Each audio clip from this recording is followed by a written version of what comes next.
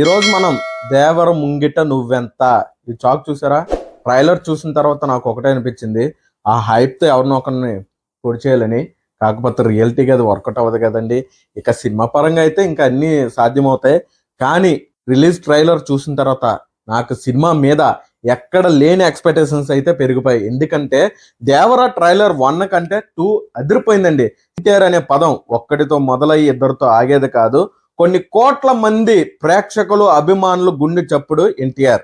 So మనోడు mass class ఇటువంటి violent cinema పడితే థియేటర్ మొత్తం దద్దరు వెళ్ళిపోతుంది. సో ట్రైలర్ అయితే అదిరిపోయింది. మ్యూజిక్ అనిరుద్ధ్ మామూలుగా ఇవ్వలేదు. ఫస్ట్ దానికంటే నాకు సెకండ్ చాలా బాగా నచ్చిందండి.